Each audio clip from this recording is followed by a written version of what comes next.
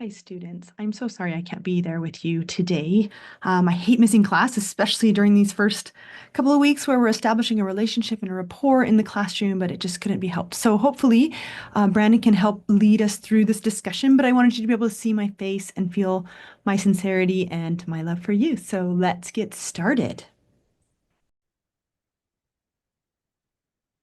Okay, so we're going to start or continue with our discussion on reasoning patterns that we have discovered so far. So last class, we talked about understanding the nature of science.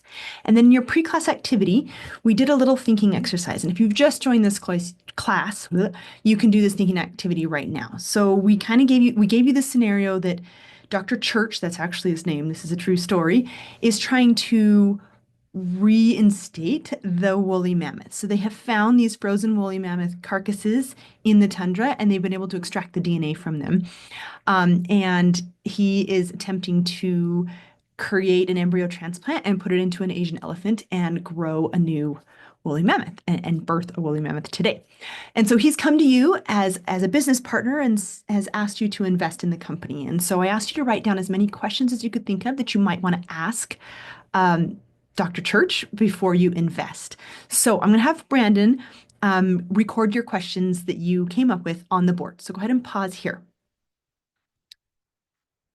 Okay, so hopefully we've made the point that science is a limited epistemology, and epistemology is a way of knowing, and science can only answer things about the natural world. So it can answer things like how successful might this process be, how much will it cost, what's the danger to the Asian elephant mom, what will this organism eat if it's born, how is it going to affect the ecosystem, those kinds of things.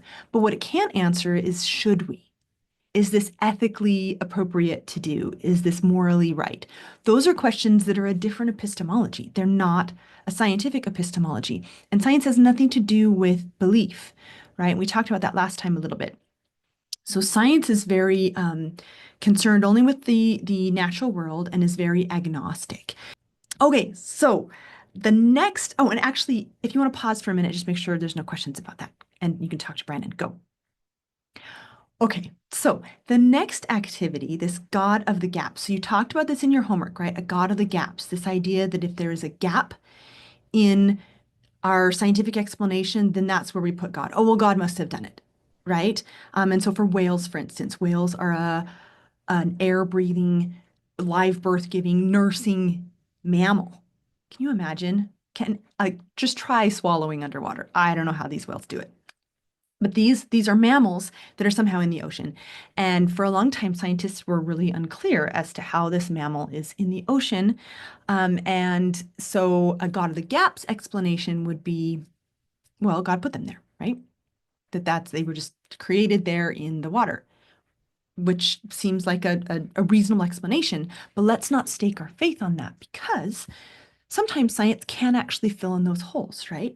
So, over the years, over the last several decades, scientists have discovered all kinds of fossils of transitions between a four-legged, this Pakicetus guy, a four-legged mammal that lived on land, to what we now know as is current whales today. And if you look inside whales, if you look at their bone structures, inside their flippers, they have hands, right? With five fingers and all the same bones that other mammals have.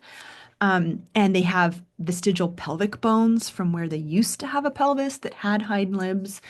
And the DNA evidence obviously has like leaps and bounds helped us understand what the evolutionary relationship is. This is kind of interesting. If you look at this dolphin embryo, this is a dolphin in utero, and you can see back here, I don't know if you can tell, but there are feet, right? So they actually develop hind limbs and then they lose them, which is kind of cool. So a lot of evidence that whales evolved. But that shouldn't shake your faith, especially if you've not based your faith on a gaps mentality, right?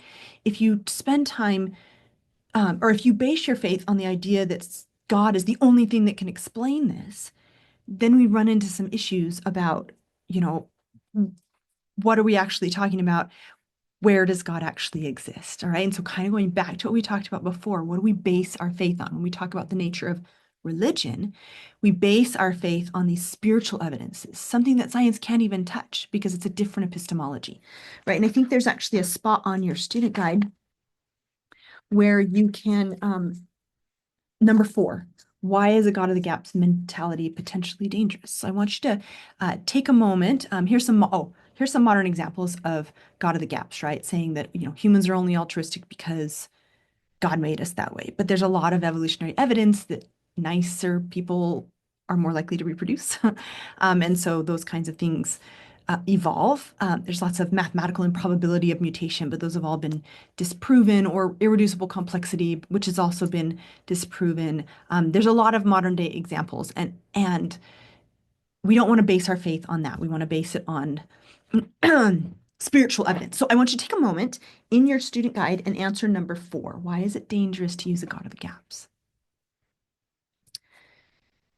Okay, so hopefully, as you discussed that with Brandon, it became clear that when we base our testimonies on a God of the gaps, that then they're vulnerable to science, right? And science shouldn't be coming up against your belief system. These should be two different epistemologies that answer different questions about different things, and so we don't want to mix those two. Okay, so on what should our faith be based? It should be based on those spiritual experiences, right? Instead of on um, physical evidence or lack of evidence in the natural world. So in an effort, I hope I'm not being redundant here, but I was sitting with a Catholic priest and a humanist. If I told this before, if I did, you can just pause the video. But I was sitting at dinner with a Catholic priest and a humanist, which sounds like a joke. It was at the Smithsonian, and we were talking about this morality issue. And one of the humanists, and humanists are kind of a naturalistic religion. It's not God, it's more nature. And he was saying how, yeah, morality evolved, right? Nicer people are more likely to reproduce. And so to be communal in communities, you need to be moral. And the Catholic priest was like, oh, no, no, no, this is definitely a God-given quality. And God has to be the reason for morality. And I was thinking about it and I was like, oh, I actually agree with the humanist. It seems very plausible that morality evolved, but I also agree with the Catholic priests that morality is an essential part of the plan of salvation. And so I had to think about that long and hard, and I decided, you know what?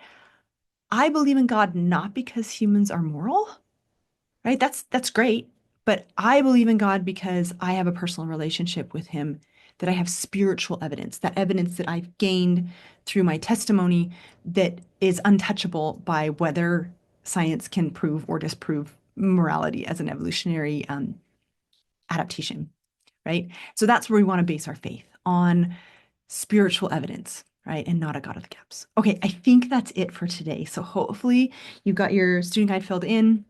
I'm really excited to see you again on Monday. I'm sorry again that I had to be out of town. See you Monday.